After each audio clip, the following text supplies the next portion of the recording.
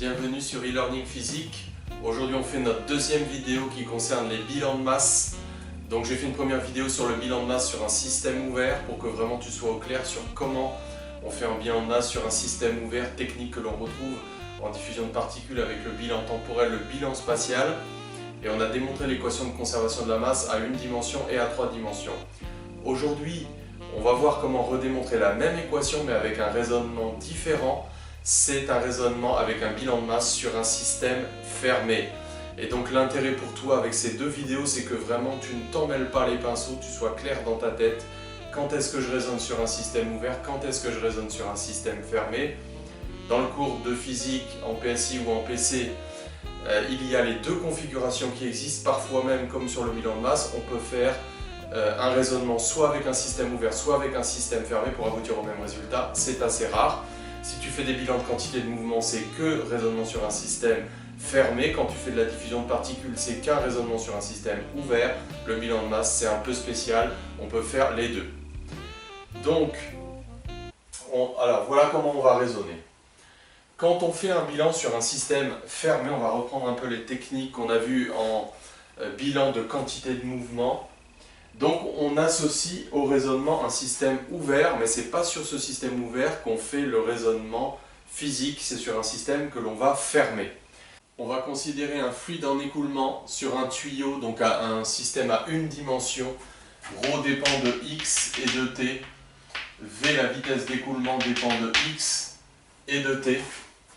Et donc on va isoler mentalement deux sections placées en x1 et en x2, et ça va être notre système ouvert, c'est-à-dire que ce système, il va y avoir entrée et sortie de matière. Comme j'ai dit, c'est pas sur lui qu'on va faire le raisonnement, mais il va jouer un rôle.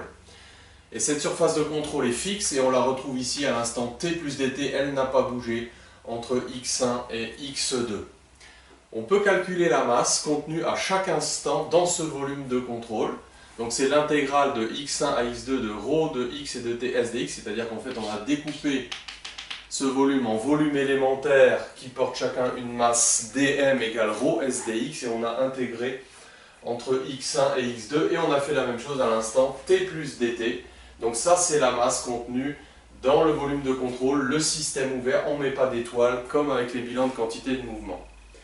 Et on va fermer le système. Alors, c'est là que j'ai expliqué qu'on aura deux façons de fermer le système. On va voir une autre technique un petit peu plus tard, mais ça va revenir strictement au même. Une première technique, c'est de rajouter à l'instant t la masse dm1 qui va pénétrer dans le volume de contrôle pendant l'instant dt. Donc dm1, c'est le débit massique à l'instant t en x fois dt. Et à l'instant t plus dt, on va rajouter la masse dm2 sortante de ce volume de contrôle pendant l'intervalle de temps dt.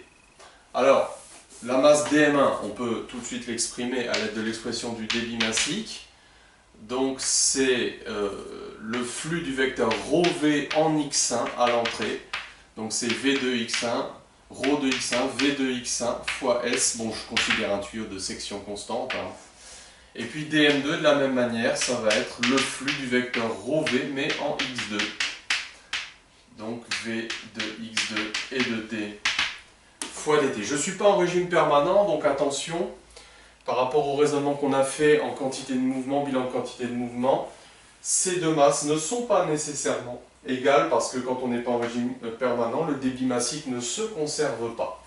Mais en tout cas, par contre, ce qui va se conserver, c'est la masse de ce système fermé que l'on suit dans son mouvement. Il est là à l'instant t, il est là à l'instant t plus dt, donc je peux écrire un grand égal entre ces deux masses du système fermé. Donc en fait, c'est la même masse à l'instant t et à l'instant t plus dt. Et c'est en égalant ces deux égalités que l'on va tout simplement démontrer l'équation de conservation de la masse à une dimension. Alors, qu'est-ce que ça va nous donner? Eh bien, m de t, intégrale de x1 à x2 de rho de x et de t s dx, donc plus rho de x1 et de t v de x1 et de t fois s dt est égal à la même chose, mais à t plus dt, puisqu'on a suivi un système fermé dans son mouvement. Par définition, un système fermé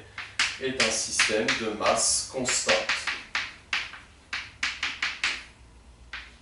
Voilà, j'ai décidé de raisonner sur une surface de contrôle qui n'est pas élémentaire. On pourrait reprendre le même raisonnement sur un volume élémentaire, mais bon voilà, ça fait une petite variante. Alors, comment va-t-on transformer ça? Eh bien, on va tout mettre ici sous la même intégrale. Donc, je passe ça de l'autre côté et je fais passer ça sous l'intégrale par linéarité de l'intégrale. Et donc, je vais trouver ρ de x et de t plus dt moins ρ de x et de t fois s dx, donc plus ρ de x2 et de t, v de x2 et de t, s dt, moins la même chose en x1 et dt, s dt égale 0. Alors l'idée c'est un peu de tout mettre sous un même signe intégral. Donc ça va faire l'intégrale de x1 à x2. Donc là on reconnaît un développement de Taylor. dρ sur dt en xt fois dx fois dt fois s dx.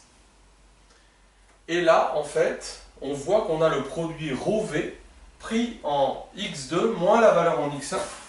Donc en fait, même en le rentrant sous la même intégrale, on pourrait dire que c'est d sur dx du produit ρv fois dx fois s fois dt. Bon, alors on pourrait sortir s dt de l'intégrale, bien sûr, parce qu'on intègre par rapport à x. Hein, c'est une intégrale par rapport à x. Donc je vais sortir l'intégrale ici comme un produit. Voilà, on intègre par rapport à la variable x. Et donc, eh bien, on a ce qu'on veut là sous l'intégrale, c'est notre équation de conservation de la masse. Alors comme je dis bien, c'est pas parce que l'intégrale d'une fonction est nulle que la fonction est nulle, mais comme c'est vrai, quel que soit l'intervalle x1, x2, alors ce qui est sous l'intégrale est nul, et donc on a démontré l'équation de conservation de la masse à une dimension bien sûr, avec ce raisonnement donc qui est un bilan sur un système fermé. On utilise la conservation de la masse du système fermé entre t et t plus dt.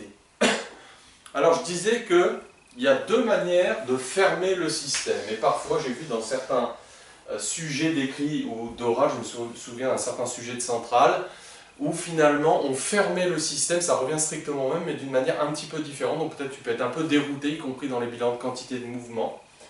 Alors on va simplement montrer que ce sont deux façons équivalentes. Reprenons donc le volume de contrôle compris entre x1 et x2 à l'instant t. Donc on refait le dessin aussi à l'instant t plus dt, donc ça c'est le système ouvert.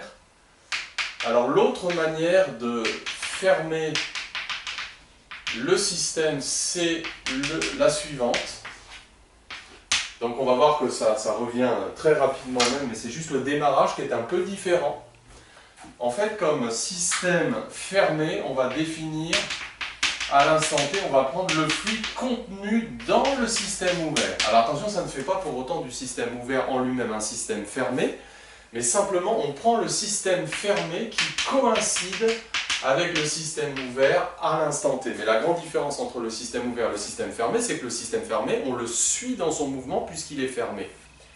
Et donc à l'instant t plus dt, eh bien ce système fermé s'est translaté, alors que le système ouvert, lui, il est resté sur place.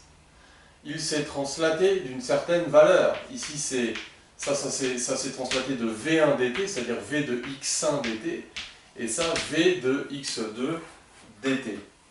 Et donc, cette fois-ci, on voit que le système fermé à l'instant t plus dt ne coïncide pas du tout avec le système ouvert. On a suivi le système fermé, alors que la surface de contrôle, le volume de contrôle, là, on a suivi le système fermé et le système ouvert est resté sur place. Alors, que voit-on pour la masse du système fermé à l'instant t plus dt, et c'est là que tu vas voir qu'on retombe sur nos pattes, c'est celle du système ouvert, mais attention, on a gagné dm2 et on a perdu dm1. Et en égalant évidemment tout ça avec la masse du système fermé à l'instant T puisque cette masse se conserve, et en prenant ça égale ça, eh bien on voit bien que finalement ça revient à faire passer dm1 de l'autre côté du signe égal, et donc le raisonnement qui va suivre est exactement le même, il n'y a que les démarrages qui est un peu différents. Et on peut faire un peu la même chose sur les bilans de quantité de mouvement pour fermer les différents systèmes. On pourrait reprendre l'exercice du tuyau coudé, en prenant à l'instant T le système qui coïncide avec les deux sections du tuyau coudé, je te renvoie à cet exercice. Bref, on peut faire exactement la même chose, ce sont deux façons de fermer le système qui mènent systématiquement aux mêmes équations. Donc ça c'est un bilan sur un système fermé. Donc la grande différence c'est qu'on suit le système dans son mouvement, il est de masse constante, alors que le système ouvert sur lequel on a raisonné dans la première vidéo n'était pas un système de masse constante, mais on a abouti dans les deux cas à l'équation de conservation de la masse à une dimension. Donc voilà, il ne faut pas s'en mêler les pinceaux, j'espère que ça t'aura clarifié les choses. Refais par toi-même les raisonnements, réécris les équations pour voir si tu es bien sûr de toi. Et bien on se retrouve dans la prochaine vidéo.